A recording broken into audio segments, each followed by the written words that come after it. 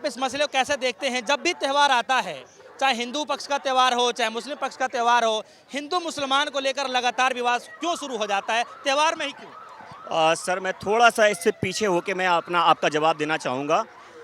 मेरा नाम खलील खान है और मैं जब छोटा था मेरा एक दोस्त था राहुल जी। राहुल कोस्टा। हम लोग कक्षा नर्सरी केजी 1 2 3 4 5 6 7 8 तक लगातार पढ़े और कभी ना तो वो हिंदू था और ना कभी मैं मुसलमान था, हम दोस्त थे।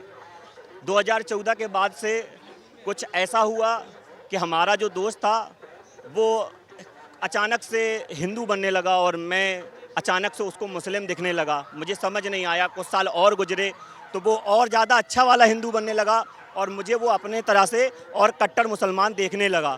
फिर और कुछ साल हुए 2021-22 जब हम लोग पूरी तरीके से जवानी को उस जोर पे आए, अच्छा और बुरा समझने लगे, तो तब समझ आया कि हिंदू और मुसलमान होता क्या है। कल तक जो राहुल मेरे यहाँ सेवइयाँ खाता था, कल तक जो राहुल के यहाँ मैं गुजिया, होली की गुजिया खाता था, दीपावली के लड्डू खाता था, अचानक से वो बंद हो गया। ना तो मैं उसके यहाँ गुजिया खाने जा पा रहा हूँ और ना ही वो मेरे यहाँ सेवइयाँ खाने आने पा रहा है, क्योंकि वो राहुल कोस्टा है और मैं खलील खान हूँ। ये एक गैप बन गया है 2014 के बाद से। आज का मुद्दा जो आप बता रहे हैं प्रयागराज, ये उसी की देन है। कहीं ना कहीं लोगों के अंदर इतनी ज़्यादा नफ़रत पैदा कर दी गई है, इतनी ज़्यादा हिंदू मुसलमान भर दी गई है कि हर आने वाले अच्छी चीज़ों के साथ बुराइयां पैदा होने लगी हैं। कोई भी त्यौहार मेरा मुसलमान भाई का हो या मेरे हिंदू भाई का हो, हमेशा खुशियां देता है, हमेशा खुशियां देता आया था।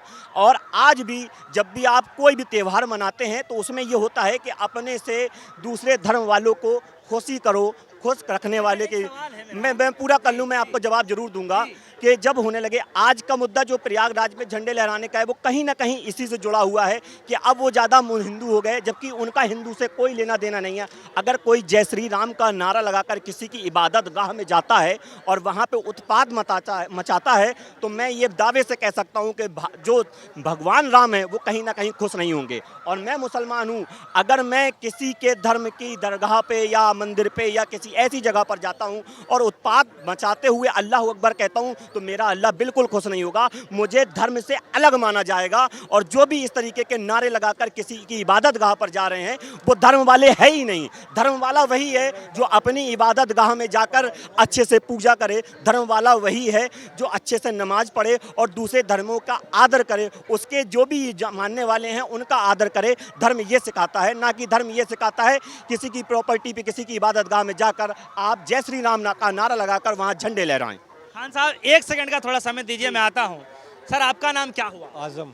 हाँ? आजम। आजम जी, सवाल मेरा यही था कि आजकल जो माहौल चलाया जा रहा है हर त्यौहार में, जब तक हिंदू मुसलमान का एंगल ना जोड़ दिया जाए त्यौहार निकल ही नहीं रहा है। अभी होली पे हमने देखा, उससे पहले ईद पे हम लोग देख रहे हैं, उसके बाद जो है संभल के अंदर जो है मस्जिद के सामने जय श्री राम लिख दिया जाता है। प्रयागराज के बाहर जो है देख रहे हैं कि ईदगाह पे चढ़ करके, दरगाह पे चढ़ करके जो है और भगवा झंडा लहरा दिया जाता है। ऐसे त्योहारों में मसले क्यों बनते जा रहे हैं? ऐसा क्या हो रहा है? सर मुझे खुद समझ नहीं आती, मेरे सारे दोस्त हिंदू हैं, ना उन्हें मुझसे कोई दिक्कत है ना मुझे उनसे कोई दिक्कत है। तो ये क्यों हो रहा है और किस लेवल पे हो रहा है बताना बड़ा मुश्किल है। अभी हर 4 दिन में एक नया मुद्दा आके खड़ा हो जाता है, पुराना ख़त्म नहीं होता। आज से 50 दिन पहले यहाँ पे एक मुद्दा चल रहा था कि राहुल गांधी ने पार्लियामेंट में किसी को धक्का दिया और वीडियो आने वाली है। 4 दिन वो मुद्दा चला, फिर अगले दिन कोई और मुद्दा आ गया। तो लोगों की मेमोरी भी बहुत शॉर्ट लिव्ड है। एक दिन मुद्दा 4 दिन चलता है, उसके बाद सरकार जो है, जो लोग हैं ये नीचे वाले, वो आपको एक नया मुद्दा दे देते हैं। इससे देश का भला नहीं होने वाला। मैं सारी दुनिया घूम चुका हूँ, आप दुबई में जाके देखिए 38% वहाँ भारतीय हैं, 38% भारतीय हैं। और आने वाले टाइम में दुबई कह रहा है कि 60% भारतीय हो जाएंगे, क्योंकि वो उनके लिए मकान बना रहे हैं। इतनी कंस्ट्रक्शन हो रही है दुबई में। जितने भी आप ये मुल्क देखेंगे, Dubai, Qatar, Oman, Al Ain, Ajman, जितने भी आप अबू धाबी, सऊदी, या जितने भी ये मुल्क हैं यहाँ पे इन सारे मुल्कों में भारतीय जा रहे हैं। आप इनकी एम्बेसी के बाहर हाल जाके देखिए, 200 लोगों की लाइन लगी होती है। तो वो तो इस्लामिक स्टेट्स हैं, उसके बाद भी वो किसी के दूसरे के धर्म को बुरा नहीं कहते। हम लोग ये नीचे के लेवल के अगर लोग कहते हैं तो इसको इग्नोर कर देना चाहिए। अचानक से ऐसा माहौल क्यों हो रहा है? देखिए, मुझे लगता है कि कई जगह इलेक्शन आने वाले हैं। नवंबर में शायद बिहार का इलेक्शन है और उसके बाद 2027 में एक बड़ा इलेक्शन है यूपी का, क्योंकि यूपी का लोकसभा में बीजेपी की परफॉर्मेंस काफ़ी नीचे आ गई थी। उसके बाद से ये मुद्दे ज़्यादा आने लग गए। चलिए, तो ये खान साहब बता रहे थे कि कैसे इनका एक दोस्त जो है वो हिंदू है, था कह लीजिए, और एक नहीं, दो नहीं, तीन नहीं, लगभग 7-8 क्लास तक साथ में पढ़े, और सन 2014 आने के बाद ही वो दोस्त इनके अंदर मुस्लिम की तरफ जो है देखने लगा। ऐसा क्या हुआ, यही जानकारी ले रहे हैं। ऐसा क्या हुआ खान साहब कि आपके जो दोस्त हिंदू थे वो ऐसा क्या हो गया कि सन 2014 के बाद ही आपसे नाराज होना शुरू हो गए? ऐसा क्या हो गया? हाँ, कहीं ना कहीं ये मुद्दे राजनीतिक ज़्यादा हो गए हैं, क्योंकि सरकार को कहीं ना कहीं हिंदू मुस्लिम करके फ़ायदा मिल रहा है। बीजेपी, खासकर बीजेपी सरकार को लोगों के अंदर एक तरफा हिंदुत्व भर दिया गया है और उसी से फ़ायदा ले रहे हैं, जबकि असल मुद्दे जो हैं वो महंगाई। कहती है सरकार, कुछ कहती है क्या हिंदू मुस्लिम? सरकार क्या नहीं कहती है, सरकार लोगों को सौगातें को नमाज पढ़ने नहीं दे रही रोड पे। वहाँ पे आप माइनॉरिटी का एक तरफ आप पूरी तरीके से स्कॉलर बंद कर दिया है, जो उनको उनके लिए अमाउंट निकलता था उसको आधा कर दिया है। आधी से ज़्यादा जगहों पे आप नाम बदलने पे तुले हुए हैं। सरकार रोडों के अलावा, अगर कोई रोड पे नमाज पढ़ता था, अब उसको रोड पे न पढ़ने के अलावा अगर कोई छत पे पढ़ रहा है तो उस पर भी आप केस कर दे रहे हैं। कोई अपने घर की अंदर 10 से 12-15 लोगों को अगर नमाज पढ़वा भी रहा है कि चलो रोड पे हम जगह नहीं देंगे, तो वहाँ भी आप बैन और ड्राइविंग लाइसेंस जैसे मुद्दों को लेकर आ रहे हैं।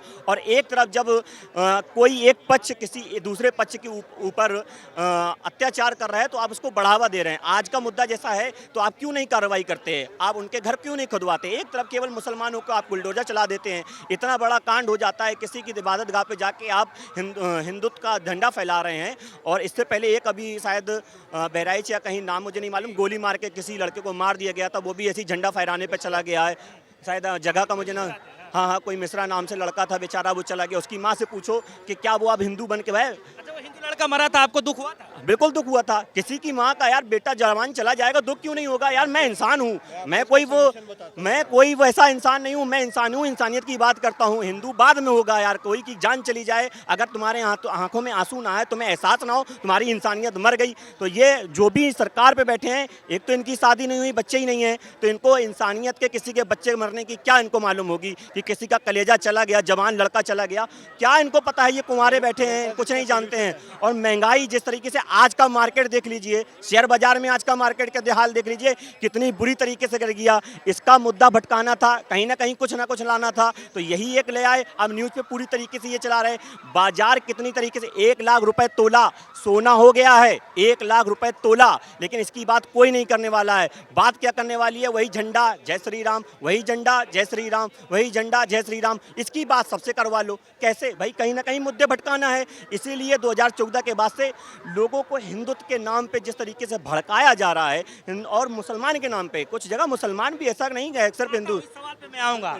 इसका इन सब बातों का एक सोल्यूशन है कि मुसलमान जो हैं बीजेपी ज्वाइन करें। 403 सीटें हैं यूपी में भाजपा की। अगर 403 में से अगर उनकी 24% आबादी है, अगर वो 100 टिकटें मुसलमानों को देते हैं और 50 मुसलमान जीत कर आते हैं, तो आप यकीन जानिए ये सारी चीज़ें बंद हो जाएंगी। चाह रहे हैं कि मुस्लिम समाज को बीजेपी ज्वाइन करना चाहिए? बिल्कुल करना चाहिए, उसके अलावा कोई चारा नहीं है, कोई सोल्यूशन नहीं है। यही एक अकेला सोल्यूशन है। मैं पहला आदमी हूँ जो सोल्यूशन बता रहा हूँ मुसलमानों को कि आप बीजेपी के दफ्तर जाओ, उनसे टिकट मांगो, उनके साथ काम करो, आप टिकट पाओगे, आप जीतोगे। जब जो ये सवाल अभी बता गए हैं, इस सॉल्यूशन इसका क्या यही होना चाहिए? नहीं, सॉल्यूशन ये बिल्कुल नहीं होना चाहिए। विपक्ष में हमेशा कोई ना कोई होता रहना चाहिए, उनकी खामियां बताने के लिए, कि आप अच्छा काम नहीं कर रहे। भले सरकार पे बीजेपी 10 साल और बैठी रहे, लेकिन विपक्ष भी होना चाहिए। उसकी वजह यह है कि आपको अच्छा और बुरा बताने वाला भाइयों की सरकार पोस्टर लगा देती है, ये आपको खबर पता है? जी जी। अब ये जो प्रयागराज में हुआ उसको लेकर अब क्या चाहते हैं? फिर मैं कुछ नहीं चाहता हूँ, मैं सिर्फ इतना चाहता हूँ कि अगर इंसानियत कहीं जिंदा है किसी के अंदर, मैं अपने भाइयों से बात करूंगा। ये सरकार जो है ये सिर्फ अपना भला करने के लिए बैठी है, आपको भड़काएगी, इनको भड़काएगी, इनको भड़काएगी। उनसे मेरा कोई लेना देना नहीं है। ये आज हैं कल नहीं होंगे। इंसान मेरा पड़ोसी, जो भी मेरे पड़ोस में 2-3 हिंदू रहते हैं और उनके पड़ोस में मेरे मुसलमान भाई भी रहते हैं, हम लोग 5 सालों से एक साथ रह रहे हैं। लेकिन जब से ये सरकार आई है इसके बाद ये चली जाएगी, हमेशा हम लोग रहने वाले ऐसे ही हैं। तो ये समझना नहीं चाह रहे, बस उनकी जो सोच है थोड़ी सी बदल दी गई है। ये सिर्फ अपना भला चाह रहे हैं राजनीति के लिए। 2014 के बाद से सिर्फ हिंदू इसलिए जगाया गया है क्योंकि इनको सिर्फ कुछ कहीं ना कहीं भला करना है अपना।